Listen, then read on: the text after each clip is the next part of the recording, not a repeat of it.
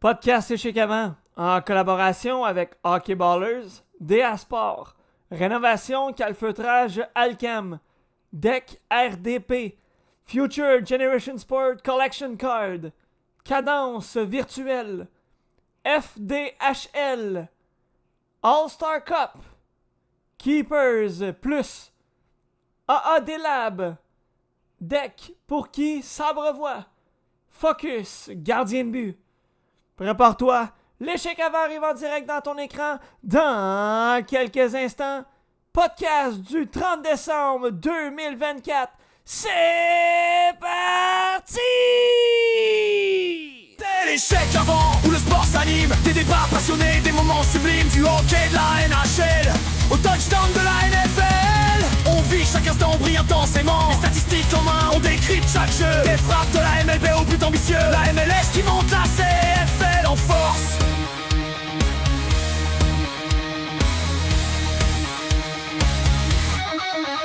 Chaque discipline nourrit nos échanges, nos ressources. C'est plus qu'un micro, c'est un rendez-vous. Une équipe, une passion, un esprit fou. On plonge dans les faits, on questionne, on apprend. L'échec avant, c'est le sport différent.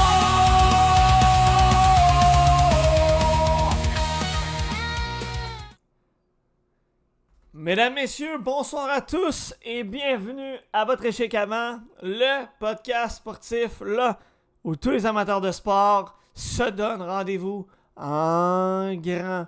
18h31, quoi de mieux que pour débuter en startant avec le segment Prime Time PD, le segment sur le terrain avec Pierre-David. Comment tu vas?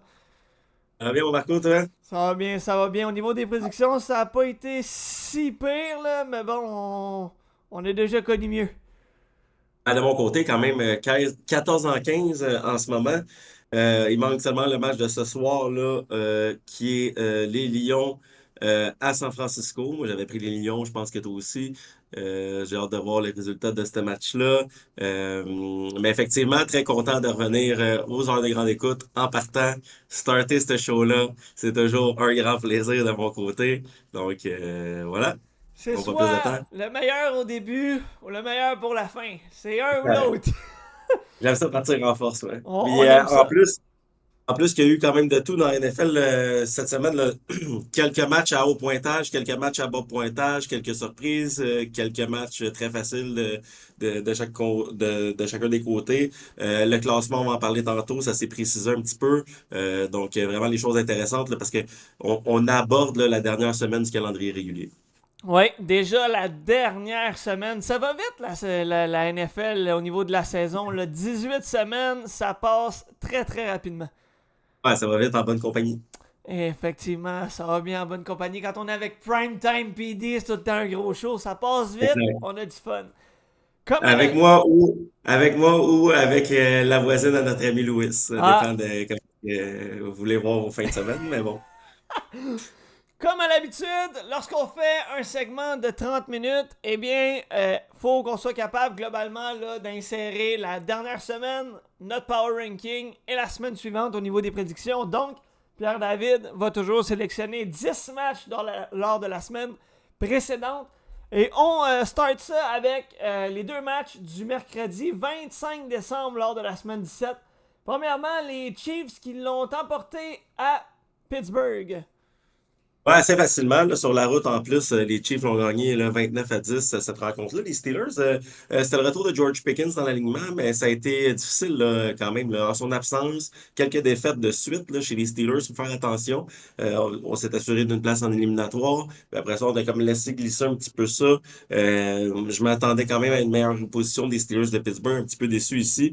Mais chez les Chiefs, Patrick Mahomes, encore une fois, là, 320 verges par la passe, 3 passes de toucher. Travis Kelce, qui n'a pas une saison, qui n'a pas la meilleure saison de sa carrière, mais quand même 8 réceptions, 84 verges, un touché. Tu sais, ces gars-là là, jouent leur meilleur football de la saison, là, autant Mahomes que Kelce en ce moment. Puis ça tombe bien, c'est juste avant les éliminatoires. Autre rencontre, Pierre-David, eh bien, c'est celle entre les Ravens et les Texans. Ça s'est pas passé comme on l'aurait espéré pour CJ Stroud et les Texans Ça a été très, très, très difficile, là. Ouais, très complexe. Puis ça fait 2 défaites de suite quand même chez les Texans. Un peu dans le même moule que les Steelers. On joue vraiment pas du bon football en fin de saison. Chez les Texans, on s'est fait littéralement exploser par les Ravens 31-2. En plus, qu'on avait battu les Ravens de Baltimore plus tôt dans la saison. C'est vraiment une défaite décevante, là, surtout qu'on était à Houston en plus. Lamar Jackson était incroyable. Écoute, 10 en 15, 168 verges, 2 passes de toucher, c'est rien pour écrire à sa mère, comme on dit, mais il a ajouté 4 courses pour 87 verges, un touché au sol, donc un match de 3 touchés combinés. Ça avait été vraiment solide. Derrick Henry, 27 courses, 147 verges, un touché au sol. Vraiment, là, Henry connaît une grande saison, un peu comme Saquon Barkley. Je pense qu'on parlera pas, parce qu'ils ont explosé un petit club, là, on parlera pas des Eagles, mais je tiens à souligner, là, justement, en parlant des porteurs de ballon, là, Saquon Barkley, avec son match de 170 verges, a été, je pense que c'est le 9e porteur de ballon de l'histoire de la NFL à atteindre le cap des 2000 verges au sol. Donc vraiment là, une grosse marque dans la carrière de Saquon Barkley. Ouais, connaît une excellente saison, Saquon Barkley. Le match du week-end, au niveau offensif, c'est probablement celui entre les Seahawks de Seattle et les Bears de Chicago. Les Seahawks sont allés chercher tout de même un gain important là, pour la course aux éliminatoires. Oui, absolument, absolument. C'était capital là, comme victoire. Là. Ici, de 6-3, vraiment un mauvais match des deux carrières, là, Geno Smith et Caleb Williams. Caleb Williams, que je commençais à être inquiet quand même à son potentiel, parce que j'ai regardé ce match-là, qui a plus l'allure d'un match de baseball si on regarde le pointage, mais j'ai regardé aussi le match des Commanders et Jaden Daniels qui a été sélectionné tout juste après au dernier repêchage. Jaden Daniels qui se donnait des airs de Lamar Jackson dans ce match-là. Vraiment, là, chez les Bears, on avait les Seahawks dans les câbles à plusieurs reprises dans cette rencontre-là. On a encore perdu un match des Bears. Écoute, on n'a pas gagné un match depuis la 6e semaine de la saison. C'est vraiment catastrophique. J'allais dire la deuxième moitié d'année, mais après le quart de la saison, ça aurait été vraiment une méga catastrophe à Chicago. Mais une victoire là, absolument importante chez Seattle. Autre rencontre là, parmi les 10 matchs à suivre, eh bien, c'est celui entre les Bengals de Cincinnati et les Broncos. On a eu le droit à tout un match. Et les Bengals l'ont emporté en prolongation à Cincinnati. Ça a été tout un match entre les deux équipes. Ouais, excellent. Et tout un match en plus des deux carrières. Écoute, on est en prolongation. C'est sûr que quand tu mets le ballon dans les mains à Joe Burrow, on sait qu'est-ce qui s'en vient. C'est un touché. Donc, il a réussi à fermer les livres là, en prolongation. Joe Burrow, quelle performance de 39 en 49, 412 verges par la passe, 3 passes de touché, a ajouté un touché au sol. Donc, un match de quatre touchés combinés. Son receveur de passe, T. Higgins, 11 réceptions, 131 verges, 3 touchés sur réception. Jamar Chase, que j'adore, 9 réceptions, 102 verges. Vraiment été extraordinaire. Bo Nix, quand même, un match de 3 touchés par la passe aussi. Vraiment, là, un match là, serré de part et d'autre. Écoute, les Bengals n'ont pas le choix. Faut marquer 30 points, sinon on ne gagne pas. Puis, on réussit là, quand même une grosse fin de saison chez les Bengals. On a atteint le chiffre des 8 victoires, 8 défaites. Tout va se jouer à la dernière semaine de la saison. Puis, Joe Burrow est en mission, là, mais ça va pas juste dépendre de lui. Non, effectivement. Puis là, les Bengals la semaine prochaine, je me rappelle pas là, qui on va affronter exactement. On affronte, On affronte les Steelers à Pittsburgh. Donc ça risque d'être, j'ai envie de dire dans la poche, mais on sait jamais à quoi s'attendre des Steelers. Fait que ça peut être un match Les, hautement disputé. Là. Les Steelers, s'ils retrouvent leur attaque, ils sont supposés avoir une grosse défense, quoi qu'on accorde quand même beaucoup de points récemment, mais, Ouais. mais on est à Pittsburgh, pas toujours dans des meilleures conditions, c'est difficile de jouer à Pittsburgh. Mais écoute, qui peut parier contre Joe Burrow en ce moment? Même si on a la pire défensive de la ligue, je parierais pas contre lui quand même. On va en parler tantôt. Ouais, effectivement. Les Rams ont profité de la venue de Kyler Murray pour signer un important gain et poursuivre leur séquence à maintenant 5 victoires consécutives. Ah, exact. Je l'avais mis, je les avais insérés au 5e rang du dernier Power Ranking. Écoute, on marque pas beaucoup de points là non plus. Là. C'est un match de 13-9. Récemment, la semaine passée aussi, les Rams n'ont pas marqué beaucoup de points, mais la grosse défensive ont réussi à gagner nos matchs quand même. Écoute, faut que je souligne cette défaite-là des Cardinals, les éliminait du portrait des séries. Et encore une fois, je pense c'est un 10 qu'on met là, C'est un disque musical qu'on met là, à chaque année. C'est comme ça. À la mi-saison, on se met à perdre des matchs chez les Cardinals. On pense qu'on va faire les séries. À la mi-saison, on perd la majorité de nos matchs. Kyler Murray, c'est comme ça, des gros starts de saison. Et on finit sans queue de poisson. Vraiment, là, une défaite absolument mortelle là, pour les Cardinals. Ici, Puka Nacua dans la victoire, là, 10 réceptions, 129 verges, a vraiment été solide. Mais sinon, là, Stafford a une centaine de verges là, par la passe. Fait qu'on a juste tenté de viser Nacua, pas vraiment de jouer au sol. J'ai pas vraiment aimé le plan de match, mais on réussit à remporter un match à domicile qui était ultra important. Puis le match de la fin de semaine, on va en parler tantôt, mais ils en font partie parce que on peut en parler tout de suite. Là. Les Rams et les Seahawks vont s'affronter à Los Angeles et le gagnant de ce match-là passe en éliminatoire. L'autre les fera pas. Donc vraiment, là, ça va être le match du week-end. On va en parler tantôt. Oui, effectivement. Phil Gendron du Dopamine Fitness aura eu un cadeau de Noël en retard. On n'entend pas beaucoup parler là, de Phil et les Giants. Et les Giants ont signé un gain de 45-33 contre les pauvres Colts. Et encore une fois, une bonne prestation là, du vieux Joe Flacco. Ouais, en 2 temps, là, Ouais, quand même, Joe en Flacco. deux temps, ouais. 45 points chez les Giants. Je pensais que c'était leur totaux de points depuis le dernier mois, mais ils ont réussi à changer ça dans le dernier match. Vraiment, là, moi, j'avais mis les Colts gagnants. C'est la seule prédiction que j'ai pas eue cette semaine. Écoute, j'ai pas compris pourquoi Joe Flacco était pas corps partant. On luttait pour notre survie. Anthony Richardson a été chercher une victoire la semaine passée, même s'il n'a pas connu un grand match. C'est terminé Flacco, là. Pourquoi pas donner ce match-là sur la route? Tenter que Richardson piétine là, le corps des Giants. Finalement, oui, on va chercher 330 verges, 2 passes de toucher, mais 2 interceptions qui ont fait extrêmement mal. Euh, écoute, Jonathan Taylor, malgré ses succès incroyables, le 32 courses, 125 verges, 2 touchés au sol, tu sais, c'est pour ça que j'aurais aimé savoir un Anthony Richardson qui aurait ajouté encore plus de verges au sol, qui aurait saigné le calendrier de jeu au lieu de lancer des interceptions avec Joe Flacco. Ça donnait des points. Joe Luck a eu l'air d'un MVP avec 4 passes de toucher chez les Giants. Là, vraiment, le Malik Neighbors, le receveur de passe recrue, est vraiment très bon. Par contre, à New York, mais les Giants, au moins, pourront dire qu'ils ont éliminé un club. Cette défaite-là, des causes d'Indianapolis, fait en sorte qu'ils ne seront pas dans le portrait des éliminatoires. Non, effectivement. Un nom pour vous, Josh Allen. Quelle saison il connaît. Et les Bills ont imposé leur loi contre les pauvres Jets. Et là, plus ça s'en vient, là, plus on sent la fin pour A-Rod et sa carrière dans la NFL. Là. Ouais, exact, possiblement la fin de sa carrière aussi. Mais je voulais parler de ce match-là. Oui, il n'y avait pas vraiment de match, je l'ai regardé, mais c'est parce qu'on a fait tomber plusieurs records de la NFL dans cette rencontre-là chez les Bills. James Cook, le porteur de ballon de 3e année des Bills de Buffalo, 15 touchés, c'est un record là, de concession. Josh Allen aussi, avec 5 saisons de 40 touchés et plus, c'est un record de la NFL.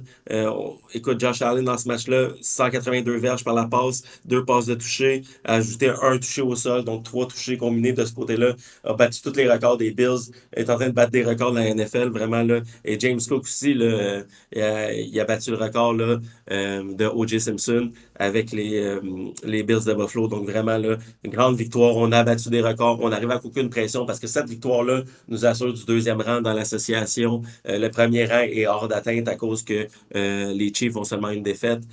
Donc vraiment, là, selon moi, on va reposer Josh Allen au dernier match de la saison pour faire jouer Mitch Trubisky. Les Buccaneers de Tampa Bay n'avaient pas le droit à l'erreur contre les Panthers de la Caroline. Et ils ont saisi la visite des Panthers à Tampa Bay pour aller chercher une solide victoire de 48-14.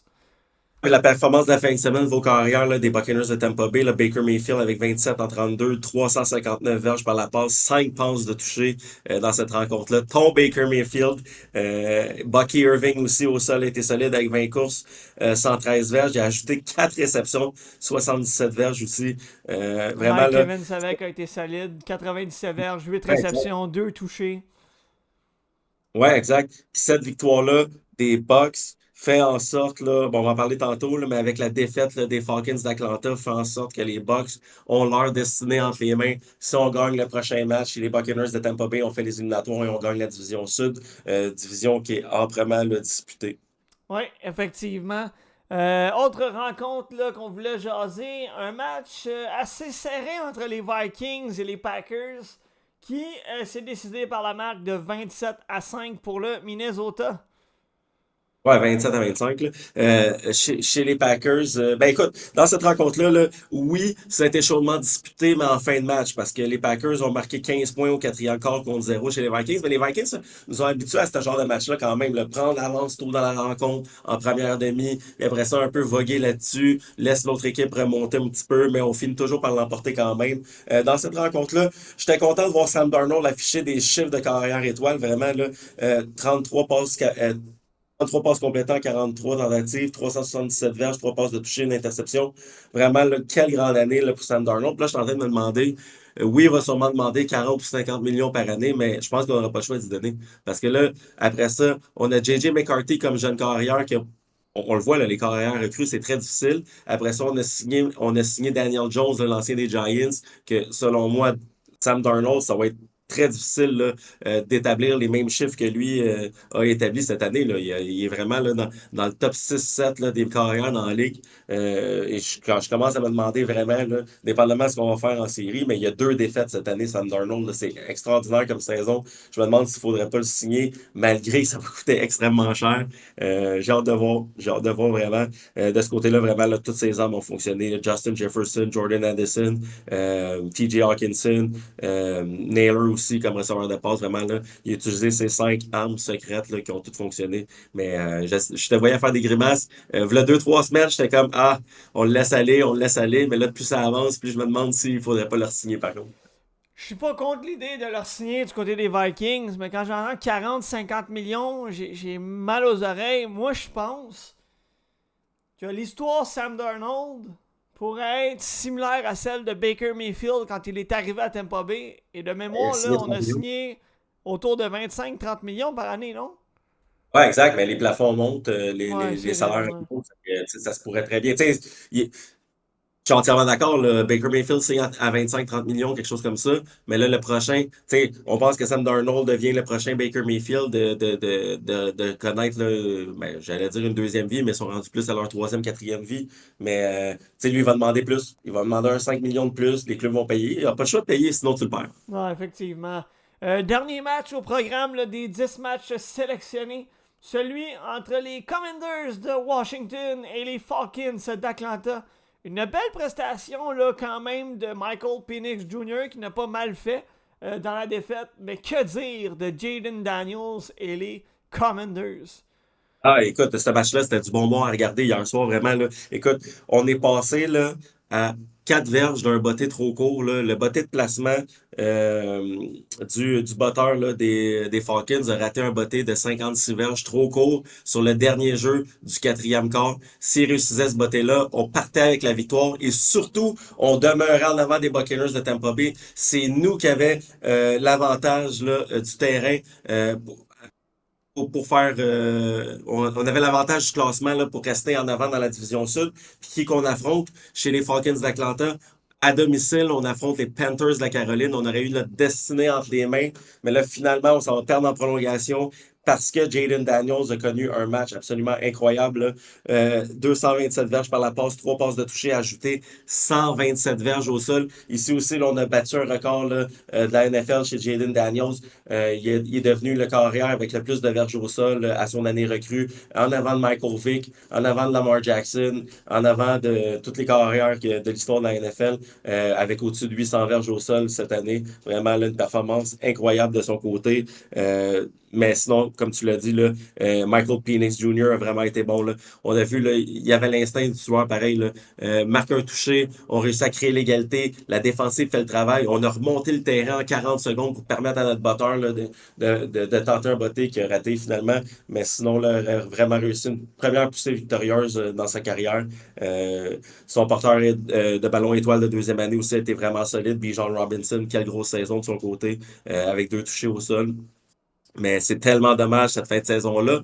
Si on ne fait pas les séries chez les Falcons, on va pouvoir bâtir là-dessus quand même pour la saison prochaine. Oui, effectivement. Reste un match là, dans la semaine 17 et ça va être ce soir 20h15 alors que les Lions visiteront les 49ers à San Francisco. On vous rappelle, mesdames, messieurs, que vous regardez le segment 100% NFL sur le terrain avec Primetime PD, le Primetime PD Show. Yes, On sir. tient à saluer tous ceux et celles qui regardent présentement le segment. Et on vous rappelle qu'à 19h, Simon Orphanos et Danick Boudreau s'amènent pour le segment du haut de la passerelle. Segment ce soir 100% CH. On va revenir sur les victoires du Canadien contre les Panthers et le Lightning. Passons, si tu le veux bien, au classement en vue des éliminatoires. Ouais, dans l'américaine, c'est assez simple, là. On connaît la majorité des équipes depuis quand même plusieurs semaines déjà. Si les Broncos de Denver gagnent, on élimine du même coup les Bengals, les Dolphins, là, peu importe c'est quoi leur résultat. Euh, de ce côté-là, on a notre destination entre les mains. Les Broncos affrontent les Chiefs, mais là, je me demande si les Chiefs vont pas reposer Patrick Mahomes. J'ai hâte de voir. On est à Denver en plus. Faut vraiment gagner chez les Broncos. Moi, je pense, ben, on va en parler tantôt, là, mais c'est ça l'enjeu dans l'américaine. Du côté de la nationale, la division sud, on en a parlé depuis le début du show presque. Là, ça va être vraiment intéressant. Là. Si Tampa Bay gagne, c'est terminé pour les Falcons, même si les Falcons gagnent. Du côté de l'ouest de la nationale, et ça sera le match du week-end. Les Rams qui reçoivent les Seahawks pour le premier rang de la division ouest. C'est les Rams qui détiennent le bris d'égalité dans cette division-là. Donc, si les Rams gagnent, on va avoir le même nombre de victoires que les Seahawks, mais on va avoir gagné tous nos matchs contre les Seahawks de Seattle cette année. Donc, c'est nous qui va passer. Si les Seahawks gagnent, les Rams ne font pas les séries. Donc, vraiment là, un match d'importance capitale. Puis je pense que c'est pas le dernier match de la saison, mais c'est sur les heures de grande écoute quand même. Allons maintenant vers notre Power Ranking du meilleur top 5 et du pire top 5 dans la NFL, l'avant-dernier déjà de la saison. Donc, je t'écoute pour ton meilleur top 5. Ouais, ben pour le top 5, écoute, tout le monde a gagné. Les Lions jouent ce soir, donc moi, ça n'a pas bougé. Les Bills ont détruit les Jets. On avait besoin de cette victoire-là. Tu sais, je t'en parlais. Ça faisait 2 semaines qu'on affrontait des équipes plus ordinaire. Ben, on est en avance, mais c'était un match plutôt serré. Là, j'avais dit, ça prend une victoire signature. On a défoncé littéralement les Jets de New York. On reste au premier rang du top 5. Les Lions, pour moi, restent deuxième. Ils jouent ce soir. On connaît pas la destinée. Euh, donc, on mérite de rester deuxième. Pour moi, les Chiefs au troisième rang restent là. Et ça a été une belle victoire. Et je sens que l'attaque se met en marche de plus en plus depuis les dernières semaines. Au quatrième rang, écoute, les Vikings, on est rendu à quoi? 9 victoires de suite chez les Vikings. On reste pour moi au quatrième rang. Et au cinquième rang, j'ai les Rams de Los Angeles qui sont en train de littéralement voler une place en éliminatoire avec 5 victoires de suite, finir la saison. Si on gagne le prochain match contre les Seahawks, on fait les séries avec 6 victoires en ligne. Si on avait perdu un de ces 6 derniers matchs-là, on fait pas les séries là, chez les Rams. Là. Ça prenait des victoires là, à chacune des semaines et c'est pour ça que moi je les rentre dans le top 5 du Power Ranking. Mon top 5 n'a pas bougé. Si je regarde celui de la semaine dernière, donc Bills, Lions, Chiefs, Rams et Commanders complètent le top 5. Du côté des pires équipes dans la NFL, les Bears, les Browns, les Giants, les Jets et les Pats complètent mon top 5.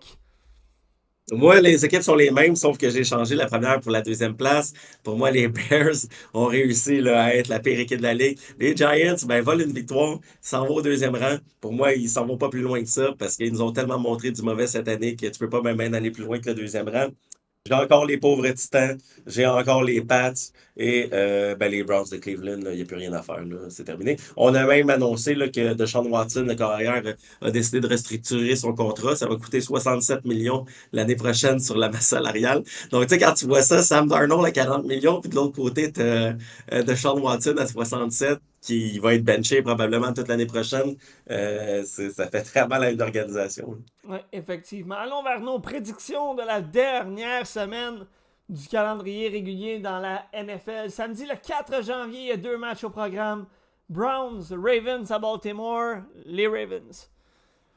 Ouais, je fais une petite parenthèse. Par contre, ici, là, ça se peut que nos prédictions, écoute, si je suis 10 en 16 cette semaine, je vais être content parce que il y a quand même plusieurs équipes qui risquent là, de mettre leur carrière partant de côté. Là, faut jamais se fier vraiment à la dernière semaine de la saison, mais on va se prêter au jeu quand même pour le fun. Je vais avec les Ravens aussi. On est à Baltimore. Les Browns sont tellement mauvais que je pense que même si on décide de reposer quelque part dans le match, Lamar Jackson, on risque là, de l'emporter quand même. Steelers, Bengals, les Bengals n'ont pas le choix et vont l'emporter à Pittsburgh. C'est ce que je pense aussi parce que les Steelers, bon, on va pas bien depuis 3 semaines. Puis les Steelers, depuis qu'ils se sont assurés d'une place en série, on dirait qu'ils voguent un peu là-dessus, tandis que les Bengals là, vont arriver là avec le couteau entre les dents parce qu'ils connaîtront pas là, les résultats des matchs puisque ça va être un des premiers matchs dans la semaine. Là. Fait que moi, je pense que Joe Burrow va vraiment mettre de la pression sur ses autres équipes, va aller chercher cette victoire-là. Michael Penix Jr. et Falcons d'Atlanta vont l'emporter contre les Panthers de la Caroline. Ouais, il va falloir ajouter de la pression là, aux Buccaneers de Tampa Bay. Il faut gagner ce match-là absolument chez les Falcons. Puis honnêtement, on aurait mérité une grosse victoire sur la route contre les Commanders. Là. Si c'était pas du botteur qui fait un botté trop court, on se sauvait avec la victoire. Donc je pense que là, on va vraiment soit vouloir faire les séries ou mettre un terme à la saison du bon pied. Là. Mon boy, ton boy, Jaden Daniels et les Commanders vont l'emporter contre les Cowboys à Dallas. Ouais, ben là, c'est le même principe. Jalen Daniels, là, sa legacy n'est pas terminée. Puis j'ai été quand même refroidi là, de la dernière performance de Cooper Rush, qu'on est revenu à la réalité. Ouais, les Commanders sur la route. Sans équivoque, les Packers vont l'emporter au Lambeau Field contre les Bears. Écoute, même si on décide de reposer Jordan Love dans ce match-là, écoute, les Bears, on marque 3 points par game, mais pour moi, c'est les Packers à domicile. Là. Ouais. J'ai hâte de Sans- t'entendre. Jacksonville, Colts. Écoute, j'ai eu raison avec les Jags là, la semaine passée et Mac Jones. Mais écoute, je peux pas croire qu'on va mettre Joe Flacco dans le dernier match en étant éliminé. Faut-tu mettre ton jeune à Indianapolis, finir la saison du bon pied. Moi, je pense que les Colts vont gagner ça à domicile. J'ai mis les Jags sur la route, pourquoi pas? Pas un mauvais choix. Depuis quelques semaines, par contre, ils sont pas si mauvais. Là. Non, c'est ça. Ils gagnent, ils perdent, ils gagnent, ils perdent. Effectivement. Bills Pats, la Bills Mafia va l'emporter en Nouvelle-Angleterre. Ouais, puis je pense même, vu qu'on s'est assuré du poste, je pense même que Mitch Trubisky va aller chercher une victoire sur la route quand même. Allons voir les autres rencontres. Les Giants qui vont perdre à Philadelphie contre les Eagles. Oui, parce que même si on a Kenny Pickett, on a montré la semaine passée, là, les Eagles ont lessivé littéralement leur adversaire avec Kenny Pickett au poste de carrière. Pour moi, on va démolir les Giants, c'est sûr. Les Buccaneers qui vont l'emporter à Tampa Bay contre les Saints. Et du même coup, éliminer les Falcons d'Atlanta d'une participation aux éliminatoires. Les Texans n'ont plus le choix et devront se réveiller contre les Titans au Tennessee et vont l'emporter. Ouais, parce qu'eux autres aussi, ça va pas vraiment très bien. On doit finir ça sur une bonne note avant les éliminatoires. Je suis d'accord avec toi avec les Texans. Les 49ers de San Francisco vont terminer sur une bonne sur une bonne note plutôt contre les Cardinals en Arizona. Ah, tu vois, c'est là que nos chemins se séparent. Les Cardinals, pour moi, vont finir ça en beauté une fois éliminés du portrait des séries. Écoute, ça va tellement mal chez les 49ers à tous les égards. Je peux plus les prendre dans mes prédictions. Je vais avec les Cardinals à domicile. Les Chiefs de Kansas City vont visiter les Broncos de Bo Nix à Denver et subiront leur deuxième défaite de la saison. Je ne les prends pas depuis après 4 semaines. Tu sais quoi, moi, je pense que je suis d'accord avec toi. Je pense que c'est là que les Broncos vont éliminer là, toutes ces autres poursuivants dans la course aux séries et battre peut-être les Chiefs à domicile. Chargers, Raiders à Las Vegas. Les Chargers qui vont l'emporter sur la route. Ah, on a une bonne équipe chez les Chargers. Quelle grande saison de Jim Harbaugh. Je vais avec les Chargers. Une belle équipe. Seahawks, Rams. Les Rams vont La grosse l'emporter. La grosse game et les Rams, je les ai pas mis dans le top 5 du Power Ranking pour rien, vont remporter un 6e match de suite et s'envoler avec la division Ouest de la nationale. Grande victoire contre les Seahawks et encore une fois, une fin en queue de poisson, un peu comme les Cardinals chez les Seahawks. Finir la saison du mauvais pied. Pour moi, les Rams, Sean McVay, on est trop solide, on va gagner ça. Disputera-t-il le dernier match de sa carrière? Tous seront tournés vers New York pour voir peut-être le dernier match de A-Rod avec les Jets contre les Dolphins de Miami. Et les Dolphins qui vont l'emporter et stopper la fête à New York. Ouais, je sais pas quelle fête tu parles, mais oui, parce que je pense pas qu'il y a personne qui vont aller à la fête d'Aaron Rodgers à New York, à part avoir dépensé de l'argent depuis 2 ans au propriétaire, il a pas fait grand-chose. Les Dolphins, comme toi. Le match du week-end à 20h20, les Vikings contre les Lions à Détroit et les Lions vont l'emporter.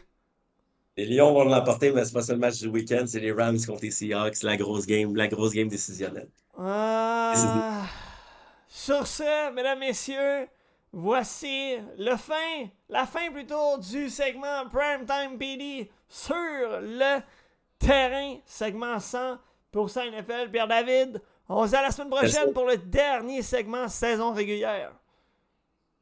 Oh. Et on accueille, mesdames, messieurs, maintenant nos deux panélistes, nos deux collaborateurs pour le segment 100% LNH du haut de la passerelle. Ce soir, segment 100% CH, encore une fois, en compagnie de Danick Boudreau et le coach Simon Orphanos. Les boys, comment allez-vous? Ça va bien, toi, Marc-Olivier? Ça va bien? Super bien, boys. Je tiens à préciser qu'il est 19h, heure du début du podcast, et le coach est là, sans problème technique. Hey, on se croise les doigts. On se croise les doigts. Ça devrait bien aller. On se croise les doigts. Messieurs, qui aurait cru que le Canadien signerait 2 victoires back-to-back en Floride? Joyeux Noël et bonne année, comme diraient certains. J'ai envie de vous entendre rapidement sur la victoire du Canadien 4-0 contre les Panthers, qui signait de même la première victoire en carrière de Jacob Dobesch, qui est venu en relève à Sam Montembeault, et qui est également là, qui a mené finalement à avoir soumis Cayden Primo au balotage, qui s'est rapporté dans les derniers jours avec le Rocket. Simon, tes impressions? Ben, on va commencer ça avec Dobesch qui a eu une excellente performance. En fait, il est arrivé confiant. Tout ce que Cayden Primo n'était pas, ce qu'on a parlé au dernier podcast. C'est exactement ça que ça prenait aux joueurs devant. Quand Primo était devant le filet, mais l'équipe en avant de lui jouait sur les talons parce qu'on avait tout le temps peur de la réaction du gardien de but. On savait qu'il jouait sans confiance. Là, on est arrivé avec un gardien qui est en pleine confiance. Ça a paru, tu sais. Dès les premiers instants du match, il a touché la rondelle assez rapidement. On écoute beaucoup d'analystes qui ont été des anciens gardiens de but ou des anciens défenseurs, puis ils savent que pour un jeune gardien ou un nouveau gardien dans une organisation, ça prend. On veut toucher la rondelle rapidement. C'est ce qui est arrivé avec Dobesch. On l'a senti en confiance, prêt pour ce match. Sa mère a fait le voyage, sa famille était dans les estrades. Tout le scénario était parfait. Fait que déjà là, puis il y a un gros gabarit, honnêtement. Je ne l'ai pas tant vu à Laval. Là. Moi, je ne suis pas un grand fervent de regarder le Rocket. Là. Je me concentre vraiment plus sur le Canadien et la Ligue nationale. Là. Mais il est gros, il protège bien son demi-cercle. Il n'a pas eu peur de justement s'impliquer avec son bâton, tasser un joueur à un moment donné des Panthers devant lui. Tu vois vraiment qu'il amène un autre souffle à la défensive, même à l'attaque du Canadien. Je ne sais pas, pour toi, Danick, qu'est-ce que tu en penses, mais moi, je l'ai trouvé vraiment spectaculaire. Je l'ai trouvé bon, sans justement l'être spectaculaire. Il n'a pas eu besoin à se dépasser. Il était bien positionné la plupart du temps. Mais c'est un gardien qui est imposant physiquement. Fait que déjà là, il est imposant physiquement. Il est quand même athlétique. Fait que t'as pas besoin de trop en faire justement là, quand t'as ces atouts-là dans ta corde déjà. Là. Ben pour ma part, tu sais, moi je l'ai vu souvent courir au Rocket de Laval, je vois souvent. Puis c'est ça, c'est un homme qui est confiant devant son filet, puis c'est ça que j'ai aimé. Il a touché les rondelles, puis ça l'a mis en confiance durant la game, puis le blanchissage, c'est un plus pour lui. Mais non, c'est ça, Dobedge, là, j'étais très content de sa performance. On voyait le club, il ne jouait pas sur les talons. Là. C'est la différence entre Primo et Dobedge devant le filet. Le gardien, comme tu dis, il est quand même assez grand. Là. C'est vrai, c'est surprenant. Là. Il est grand, il est gros, puis la rondelle collait sur lui, puis les Panthers, là, ils n'ont pas été capables de le percer. Là. Il y a eu des premières cette saison, notamment Kirby Dack qui termine un match avec un différentiel positif, termine le match avec un doublé. Alex Newhook qui récolte des mentions d'aide, mesdames, messieurs. Cole Caulfield qui ajoute un 18e but cette saison. Et que dire de Jake Evans qui poursuivait sur sa lancée. Globalement, je pense que ça a été un bon match là, du Canadien. Ben oui, tu sais, qu'est-ce qui est bon présentement, c'est ça, c'est que les 4 trios fonctionnent. Les 4 trios produisent. Fait que tu sais, puis c'est pas juste quand je dis produit, là, c'est oui, ils amènent des points au tableau, mais c'est aussi au niveau des séquences sur la glace. Tu sais, on voit les 4 trios impliqués. On voit des séquences où est-ce que ça se concrétise pas tout le temps par un but, sauf qu'on voit que les 4 trios, ça roule. Martin Saint-Louis roule. Tu sais, il n'a pas peur d'envoyer, peu importe le trio, peu importe qui est de l'autre côté aussi en même temps. Puis là, c'est un luxe d'avoir présentement le trio de Evans, Armia et Heinemann qui jouent du hockey de cette qualité-là. Là. Ils sont juste dominants, ils jouent avec confiance, puis ils sont partout sur la glace. Fait que tu peux rouler n'importe quel trio présentement contre à peu près n'importe qui, puis ça fonctionne. Fait que là, il manquait juste. Oh! Là, on dirait que ça a été fait, ça s'est poursuivi le match suivant contre le Lightning. Fait que je pense qu'on commence à voir quelque chose de très intéressant. On a croisé les doigts au début du live. On va espérer que ça se poursuive parce que l'on t'a perdu le temps d'un 2 secondes.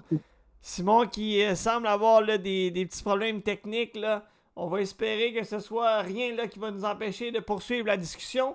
Globalement, là, tes impressions sur le match, Danick? Ben, pour ma part, je vais aller dans le même chose que Simon. On est chanceux, le Canadien, les 4 trios roulent en ce moment. Quand les 4 trios roulent pour une équipe, tout va bien. Hein? Une équipe qui est gagnante, c'est les 4 trios qui vont faire les bonnes choses sur la glace. Si tu regardes Jack Evan, pour vrai, il m'impressionne. Là. Dans tes débuts de podcast, j'étais prêt à l'échanger. Là, il m'a fait mentir. Mais gars, des fois, c'est comme ça. Pour moi, il m'a fait mentir. Mm-hmm. S'il continue dans cette voie-là, il est très utile aux Canadiens. Là. Mais pour moi, les 4 trios en ce moment, je pense, sont tous à la bonne chaise. Ils font les petits détails, puis les résultats sont là. Au moment que ça ne roulera pas, on ne gagnera pas. Faut que je fasse une petite parenthèse. Là. Danick, si le monde ne le savent pas, c'est un chanteur d'opéra. Fait qu'à chaque fois qu'il doit parler, il réchauffe sa voix. 1, 2, 1, 2, test. Donc, si vous l'entendez à chaque fois, là, un petit mal à la gorge de l'opéra, c'est difficile. Là. Mais non, écoute, c'est des bons points là, que t'as amené, Danick. Pour ma part, Jake Evans, ça a toujours été l'un de mes préférés depuis qu'il est arrivé à Montréal. Je trouve que c'est un joueur qui, quand il performe autant, c'est un plus pour nous, c'est un bonbon. Parce que c'est pas son travail de performer autant, mais au-delà de cette performance-là qui est un plus pour nous, je pense que Jake Evans a toujours été dans sa chaise puis a toujours été bon depuis qu'il est arrivé avec le Canadien. Il n'a pas toujours connu des saisons de 82 matchs impeccables, c'est pas ça que je suis en train de dire, mais je pense qu'il a toujours été capable de nous donner du bon hockey depuis qu'il a été là. Puis je pense que présentement, là, on peut dire qu'il est dans sa chaise, il est confortable, il est en confiance. Puis ça, c'est juste bénéfique pour le Canadien. Autre point rapidement. Ce qui l'aide. Ouais, vas-y. Ben, tu sais, ce qui l'aide, Jake, là, en ce moment, c'est qu'il y a une certaine stabilité aussi au niveau de ses alliés. Puis c'est ce qu'il n'y a pas eu par le passé non plus. Puis en plus, on avait souvent un autre attaquant comme très défensif avec lui. Tu sais, Philippe Danault a joué dans la même équipe que lui, puis Danault, il donnait beaucoup de responsabilités défensives de jouer contre le meilleur trio adverse. On en donnait un peu moins à Evans. Là, cette année, c'est pas mal lui qui a tout le temps la tâche de neutraliser le gros trio adverse ou d'affronter, surtout en infériorité numérique, aussitôt qu'on Canadien a un 2 minutes. Mais on sait que c'est Jake Evans et Armia qui embarquent. C'est automatique. Fait que là, il n'a pas besoin de se concentrer à faire des points ou à, est-ce que je performe pour pouvoir jouer? Non, il sait qu'il va embarquer, puis il sait avec qui il joue. Il me semble que ça simplifie la mentalité pour un athlète. T'sais, lui, à chaque soir, là, il s'assied dans le vestiaire, puis il n'a pas besoin de se dire, à soir, OK, je joue avec 2 gars de Ligue américaine. J'ai jamais joué avec eux autres, je sais pas. Ou, là, je joue avec un gars de premier trio parce que le premier trio, il marche pas, puis là, ils m'ont monté. Là, il est stable. Fait que je pense que ça aide beaucoup Evans à juste pas se casser la tête, embarquer sa glace, performer, s'amuser. Puis on le voit en ce moment, il s'amuse, là, pas pour rien qu'il compte début. Tu le vois avec la rondelle, il prend des bonnes décisions. Puis ça, c'est un joueur intelligent, là, Evans, là, qui va. Ça tombe bien hein, en même temps, je sais pas ce que vous en pensez, mais son contrat prend fin à la fin de la saison. Je pense qu'il y a un petit timing. Là. Oui, on va y revenir d'ailleurs. C'est un de nos points là, après les 2 matchs là, sur lesquels on voulait revenir. Le Canadien qui visitait dimanche dernier, soit hier soir, le Lightning à Tampa Bay. Une victoire de 5-2 du CH qui a pris les devants tôt dans la rencontre. N'a pas perdu les devants, a conservé son avance. Bon match de Armia, Evans encore une fois, Newhook, Kirby Dach qui a été impliqué sur la patinoire autant défensivement qu'offensivement. On commence à avoir des flashs, on commence à avoir une confiance s'installer de Kirby Dach. Alexandre Carrier qui a été sublime encore une fois. Quelle acquisition de Kent Hughes. Et on va y revenir d'ailleurs sur la transaction Alex Carrier. Les gars, globalement, le CH a été bon. Le CH a été efficace. Le Canadien a joué du gros hockey contre le Lightning de Tampa Bay qui, on le sait, est une équipe qui génère beaucoup d'attaques généralement. On a vu Kucherov être frustré tout le long du match. On a été dans ses shorts. On le sait, c'est votre préféré. On continue de le dire. Là, il va bouillir. Là, on voit la fumée qui commence à sortir. C'est dommage que Cédric soit pas là. Mais globalement, les gars, je pense qu'on peut dire que c'est mission accomplie pour le Canadien contre le Lightning hier. Là. Mais c'est mission accomplie, tu sais, c'est sûr que tu affrontes 2 bonnes équipes de la Floride. On fait un. Mais ouais, es-tu correct? Non, vas-y. Ça... Okay. Je repensais à Kucherov. Ah, OK. Non, c'est ça, tu sais. Puis je pense que c'est depuis 2009 qu'on n'avait pas fait un balayage, si je ne me trompe pas, là, en Floride. Ouais, exact. Ça date de Marc-André Bergeron, Yaroslav Spacek, Alak. Jaroslav Pouliot. Mais, tu sais, je pense pour le Canadien, tu sais, les jeunes joueurs dans une reconstruction, qu'est-ce qui vient de se passer avant que l'année finisse, je pense que c'est très bon pour notre club, tu sais, c'est très bon pour la confiance des gars, tu sais, de finir l'année comme qu'ils l'ont pas commencé. T'sais, on va la finir sur les bons points, sur la bonne voie, puis on va le continuer. Puis je pense, dans une reconstruction, qu'est-ce qui arrive présentement? Les 4 trios roulent. On bat 2 bonnes équipes de la Floride. On bat les champions. Je pense pour les joueurs, pour l'équipe, ben, c'est un très bon bagage. Puis ça, c'est les vétérans qui ont fait aussi en sorte, dans le vestiaire, ça doit se parler. Là. Je pense pas que c'est un vestiaire qui veut perdre le Canadien de Montréal. Non, je pense pas. Puis, tu as un méchant bon point, Danick. C'est pas juste les joueurs, c'est l'équipe. Puis l'équipe, ça fait partie aussi. Ce qui fait partie de l'équipe, c'est le coaching staff, les entraîneurs. Puis, honnêtement, est-ce qu'on peut lever notre chapeau un peu à Martin Saint-Louis et à ses entraîneurs adjoints? Parce qu'on les a critiqués par moment au début de la saison, surtout pour la manière de jouer défensivement, le man-to-man. Il n'y a pas grand monde qui était satisfait de ce style de jeu-là défensivement. Le man-to-man, ça avait l'air compliqué. Tout le monde avait l'air un peu perdu. En ce moment, je vous dirais que les joueurs ont pas mal adapté le man-to-man, puis ça se passe pas mal bien. Il y a pas mal d'équipes, je les regarde, puis ils ont de la misère à jouer contre le Canadien en zone défensive. Ça roule. Des fois, les équipes adverses passent beaucoup de temps dans notre zone, sauf que jamais d'attaque précise. Ça roule alentour du filet. Fait que tu ne mets jamais en position dangereuse. C'est sûr que s'il y a une erreur, ça devient coûteux. C'est ce qui arrive avec le man-to-man. Mais je pense que les joueurs ont vraiment embarqué dans la philosophie de Martin Saint-Louis. Puis je pense qu'il faut lui donner un peu de crédit. Puis le tandem aussi des 2 gardiens de but, ça a fait en sorte que d'avoir Dobeš qui a eu une belle performance le match contre la Floride, ben, ça a donné encore un peu de boost à l'équipe. Puis là, Montembeault qui revient et il est frais et dispo. Il a eu à faire de gros arrêts en fin de match. Là. Il y a notamment un arrêt sur un déplacement, justement, qui a volé mon cher ami Kucherov. C'est encore doublement plus satisfaisant. Mais ouais, je pense que tout le monde a vraiment embarqué dans le train puis a dit je vais prendre les responsabilités que j'ai, qu'on me donne, puis je vais prendre le temps de glace qu'on me donne. Puis tout le monde, il semble avoir une belle synergie dans cette équipe-là. Même Alex Carrière en a parlé un peu justement après le match d'hier, je ne me trompe pas. Puis il a dit que quand il est arrivé de Nashville, il a vu immédiatement la différence dans le vestiaire, comment l'énergie dans le vestiaire était comparativement à ce qui était avant. Ça va en dire long pour une équipe qui a eu un bon creux de vague au début de la saison, puis qui n'a jamais abandonné. Je pense qu'ils sont vraiment dans le processus, puis ils croient en leur entraîneur, puis ils croient à la reconstruction. Fait que, pour moi, on s'en va vraiment dans du bon côté des choses. Oui, c'est ça. Comme tu dis, Carrier, c'est vrai, je l'ai entendu.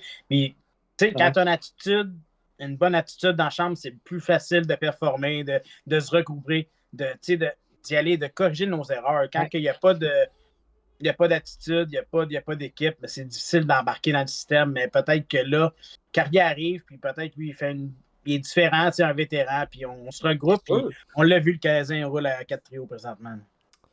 Puis, s'il n'y a pas de cette énergie-là, est-ce que Kirby Dach abandonne au bout de la ligne, puis il n'y a pas les 2 matchs qu'il y a en fin de semaine?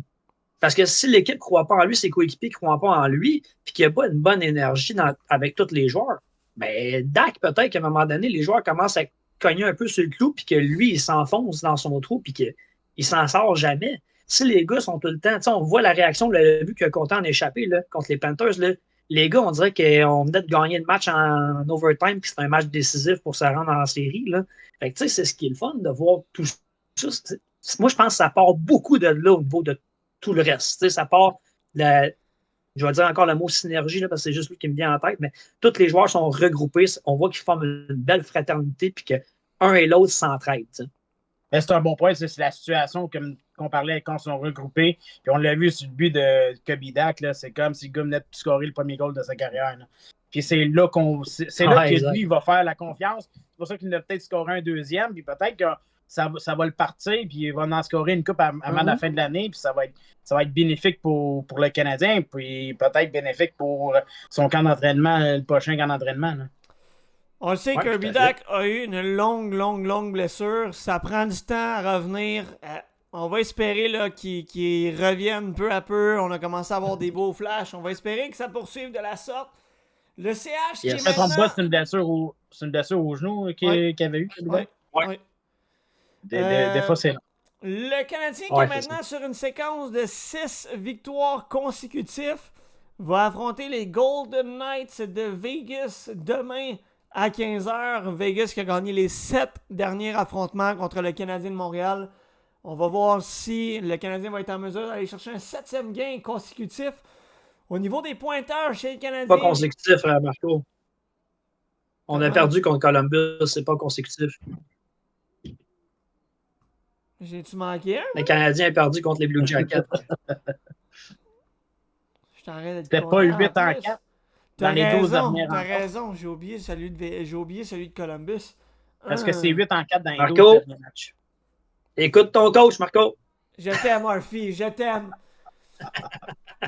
Allons vers les statistiques du Canadien. Suzuki, premier pointeur avec 35 points en 36 matchs. Caulfield derrière à 33 points. Lane Hudson, 26 points. Jake Evans avec 23 points. Et Slavkovski complète le top 5 avec 20 points. Derrière, on a Armia et Matheson à égalité avec 18 points.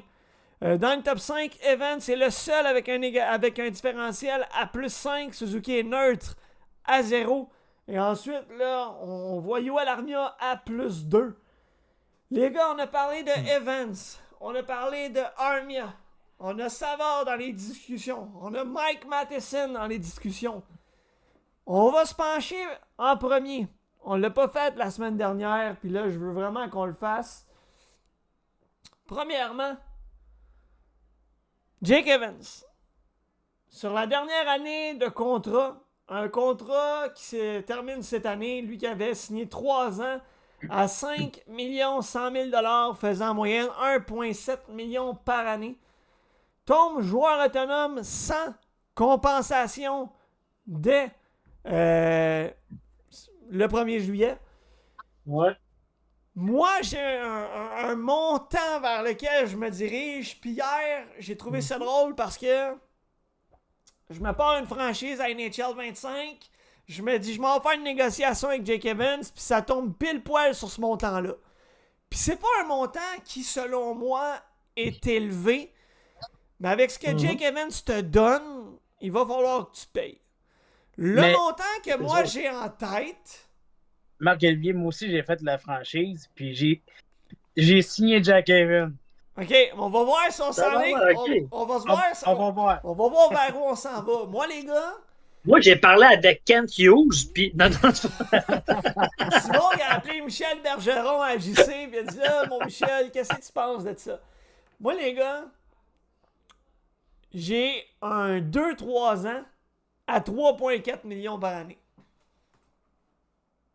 On double le salaire de Jake Evans.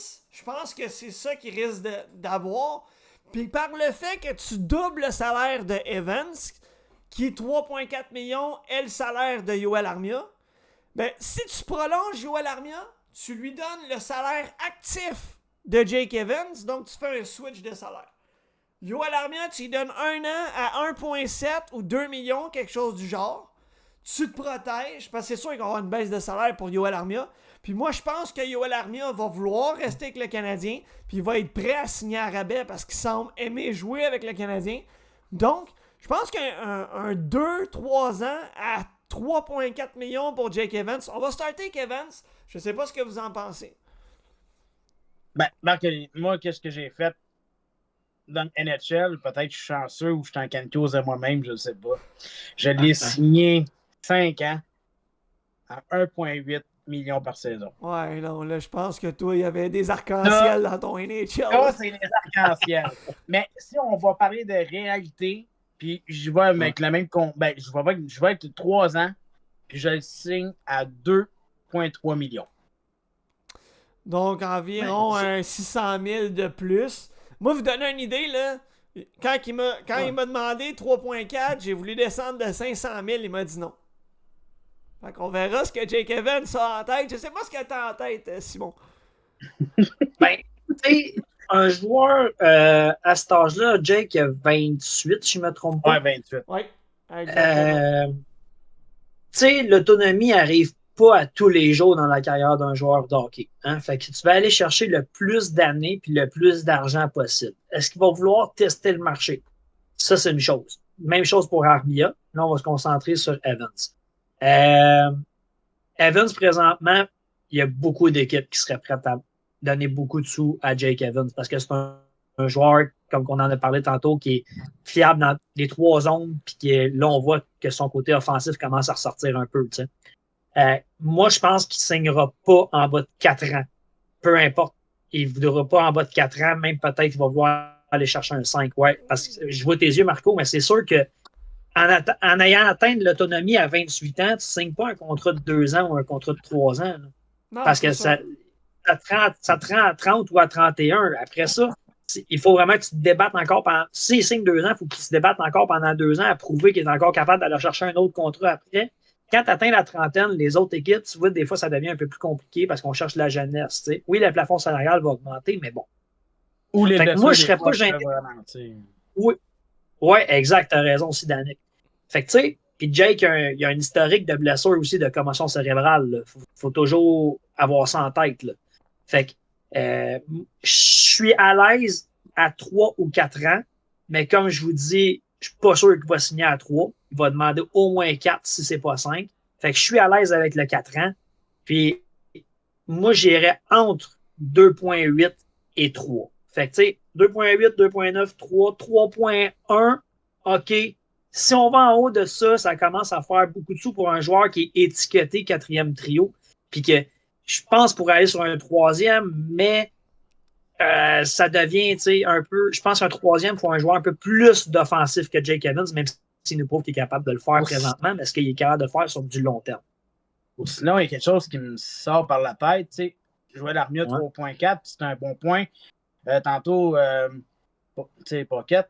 Mais si on donne, mettons, un exemple, un 2.5, 2.8 à Jake Evans, puis on lui donne 1 million de bonus, Non, comme c'est qu'on a sûr fait qu'il y a un peu toujours avec, les bonus de avec, performance. Monahan, tout ça, ben peut-être que ça va coûter moins cher sa masse salariale, il va avoir son bonus, on s'en sort, et voilà. Kent Hughes tu sais. est intelligent, fait que c'est sûr qu'il va y Ouais. avoir quelque chose à faire là-dedans. Mais moi, la question que je veux vous poser rapidement avant qu'on passe aux autres, si le Canadien arrive au mois de mars, on n'est pas dans le mix, on est tombé dans le bas du Ouais. classement.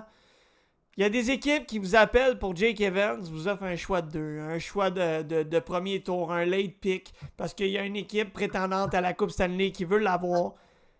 Est-ce que vous l'envoyez ou vous le conservez dans l'optique où on va en avoir besoin dans les prochaines années?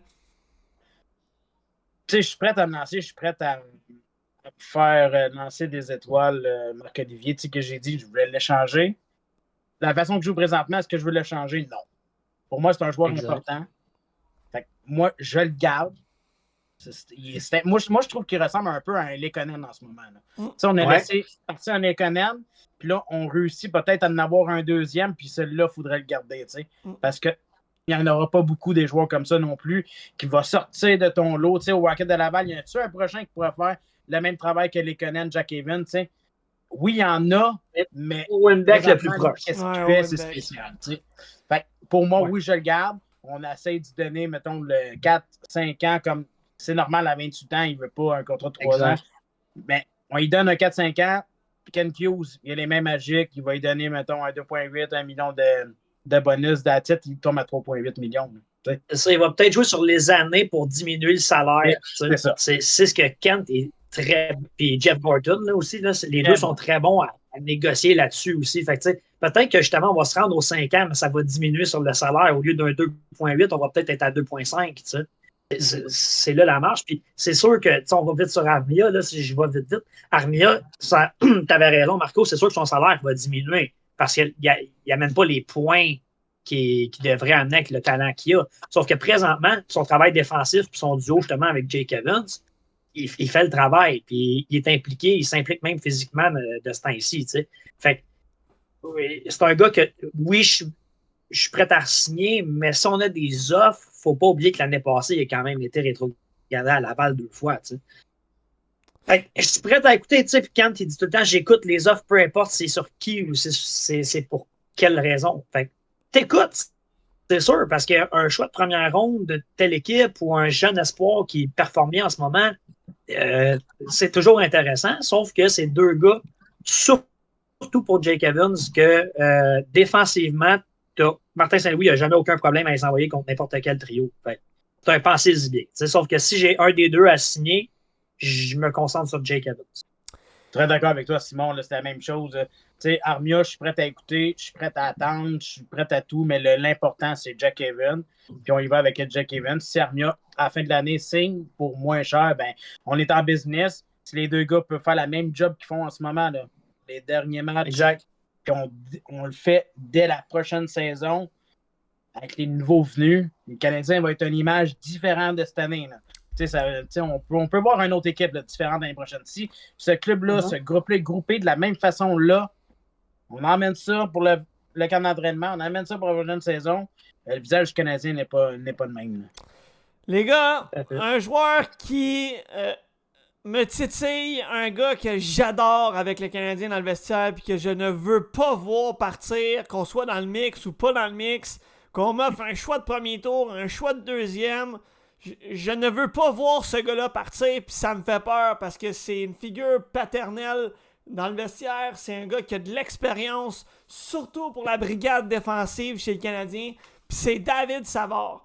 Les gars, je veux savoir ce que vous faites. Si le Canadien n'est pas dans le mix, puis qu'on appelle on appelle Kent Hughes, puis on lui dit, on me donne un premier, peu importe ce qu'on donne, gardez-vous David Savard ou vous l'échangez? Les boys, je ne sais pas si vous êtes d'accord, mais pour moi, David Savard, je ne l'échange pas, je le garde avec les Canadiens. Pour moi, qu'est-ce que je vois, mettons, le line-up des défenseurs, moi, je pense que c'est le grand-père. C'est comme un Shea Weber qui est plus là. Savard, c'est un gars qui est au pratique, un bon vétéran. Je pense qu'il est bon pour les jeunes. On le voit, quand même, la défense du Canadien est quand même stabilisée en ce moment. Là. On n'est pas la pire. Je pense que David Savard agit en très, un grand-père, Ouais, un papa pour les jeunes joueurs. Puis je pense que c'est très important pour l'organisation, un défenseur Tu sais, comme ça. je parlais rapidement tantôt des fameuses négociations de contrat là, à NHL. Tu sais, on rit, mais quand j'ai fait ma proposition de contrat à Savard hier, parce que moi, je les ai toutes signés au début de la saison. C'est pas vrai qu'ils vont me faire CHIR en fin de saison. C'est pas vrai. David Savard, ça a été une prolongation de contrat de 2 ans à 2,5 millions par année. Donc, une baisse d'1 million. 200 par année à 2,5. Je sais pas si c'est quelque chose qui pourrait être envisageable. Ben, je te laisse aller, Simon? Non, vas-y. Ben, pour moi, tu sais, si 2,5, il l'accepte, c'est un bonus pour le Canadien. Là, il a 34 ans, David Savard, avec 2 ans, 30, il va avoir 36 ans. S'il accepte 2,5, à lui, on peut-tu lui donner aussi un petit bonus, qui va avoir un surplus de plus. Puis non, pour moi, c'est Est-ce très que important. vous pensez que David Savard pourrait être le genre de gars à dire, si on n'est pas dans le mix, échangez-moi, je vais re-signer cet été? Non, je crois pas. Non, moi non plus. Je crois pas à ça. Puis on en voit de moins en moins des joueurs qui partent pour une autre équipe pour finir la saison puis qui reviennent à leur autre club, à leur club précédent durant l'été. On en voit de moins en moins de ça. Puis Savard, là, je sais pas si vous avez écouté au début de l'année, à tout le monde en parle, j'en reviens quand même loin, là. Mais Martin Saint-Louis a été questionné à savoir par Guy Lepage, c'est qui dans toute l'équipe que Martin aurait aimé ça avoir comme coéquipier, comme partner. Puis il a nommé David Savard sans aucune hésitation. Fait que pour Martin Saint-Louis, David Savard, là, c'est plus que son défenseur qui bloque des shots. C'est plus même que le leader, le vétéran. Savard, il amène l'expérience, il amène, de parler de père, grand-père, tantôt, d'Annex, c'est ça qu'il amène.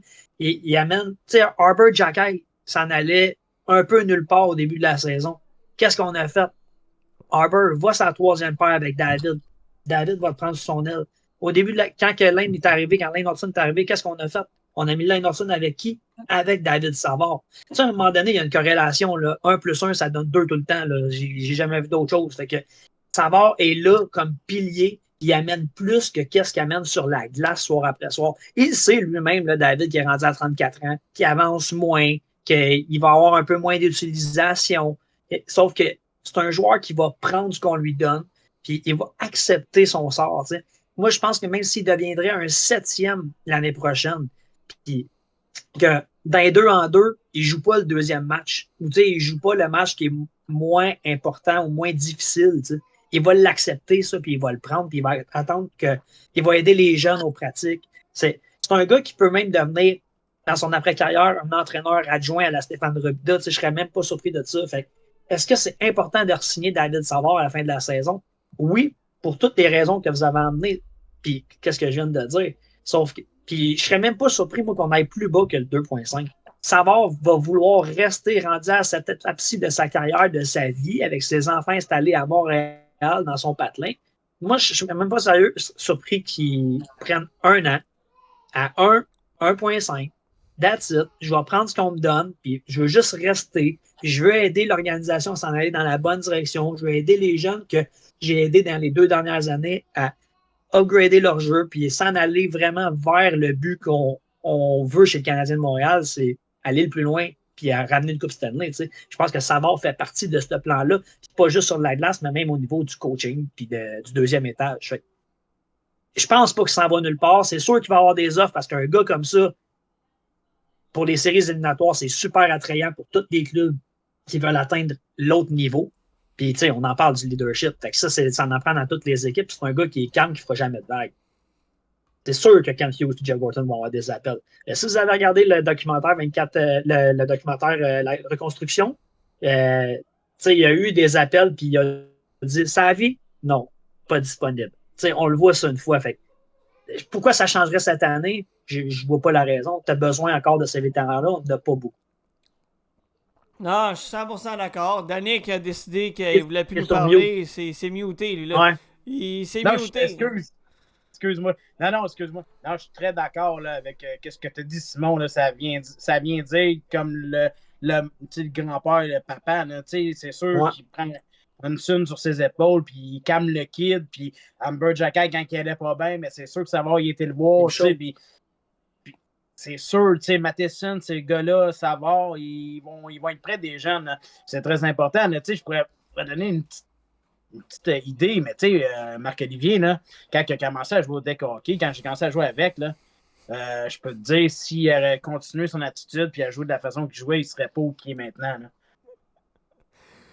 Ça, je veux pas en parler. Ça, c'est des vieilles années, là, d'Annick. Moi, c'était pas au deck, c'était au Cosum. Puis j'avais de la misère à le coacher. Il écoutait rien. Effectivement. Et je me suis déjà pogné avec Pocket. Le petit est revenu, je m'excuse, nanana. Mais à Star check le joueur qui est devenu. Puis c'est en cause des gars qui ont fait face, qui l'ont mis dans la bande. Des gars comme toi, Simon, sûrement, qui a dit. Mais ce gars-là, on voyait le potentiel. Puis Gatchek maintenant qui est devenu un excellent joueur de hockey, là. Ben ouais, c'est ça. Ça prend juste des fois une petite. Ouais, une petite. Tu sais, ça prend juste une petite étincelle, des fois, un ramène à l'ordre. Ça a pris une bonne mise en échec. Moi, à ce temps, je suis rendu un grand-papa, Pocket. Je suis pas le joueur qui court vite comme avant, mais je suis rendu un grand-père.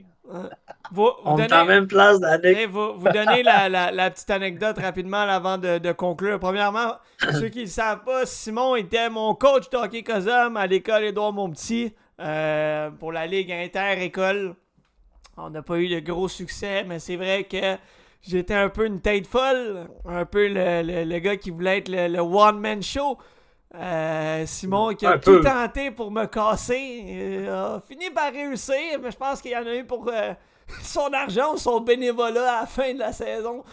Voyez-les comme vous le voudrez. Il y a eu une coupe de shot en même temps.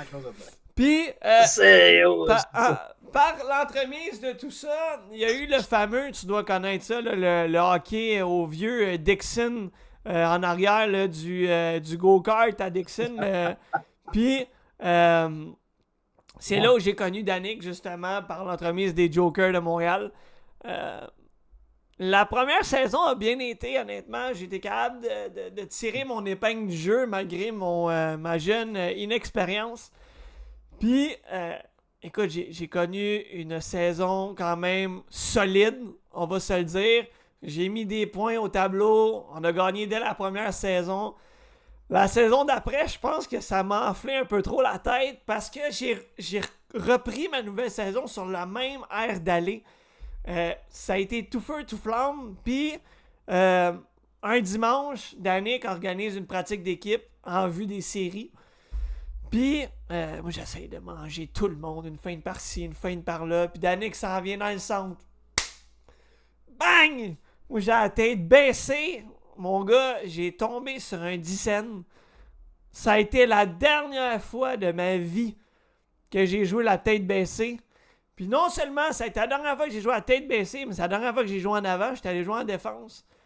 Puis aujourd'hui, man, je suis un joueur reconstruit totalement en arrière. Je suis le shérif en défense, la tête levée. Il n'y a plus de one-man show qui se fait. Parce que j'ai eu une fois la tête baissée, puis ça a fait mal. Tu sais, Pocket, cette année-là, je faisais pas le move de faire une pratique. C'est niaiseux, une pratique deck hockey Cosum. On fait pas ça, là, on s'en va jouer pour le fun. Mais faites une pratique, moi, je voulais gagner. Peut-être que j'aurais pas fait. J'aurais pas frappé Pocket. Peut-être que je l'aurais blessé comme un con. Mais il n'a pas été blessé. Il a allumé. Cette année-là, champion. Ouais. 2 ans de suite. Oui. 2 ans de suite, champion. Mais si je l'aurais pas fait, est-ce que ça serait arrivé? On ne sait pas. Mais le gars, il a changé. Ça serait arrivé pareil. Il a scoré 3. Ça serait arrivé pareil. Mais gars, la tête, elle t'a fait ça. Tu t'es concentré. Puis maintenant, check le joueur t'es devenu. Effectivement. Mesdames, messieurs, c'est ce qui conclut notre podcast du 30 décembre 2024. À la veille du jour de l'an.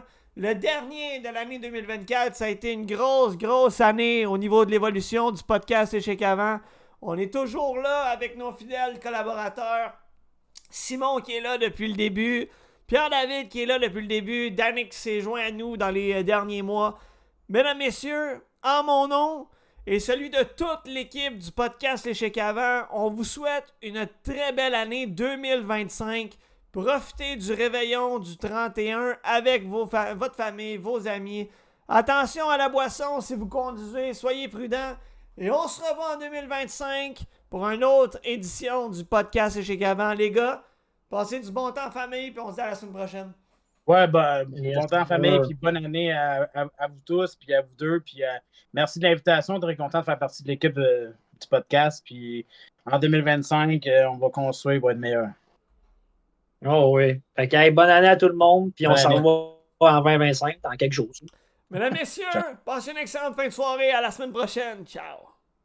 Ciao. C'est l'échec avant où le sport s'anime. Des débats passionnés, des moments sublimes. Du hockey, de la NHL au touchdown de la NFL. On vit chaque instant, brille intensément. Les statistiques en main, on décrypte chaque jeu. Des frappes de la MLB au but ambitieux. La MLS qui monte la CFL en force.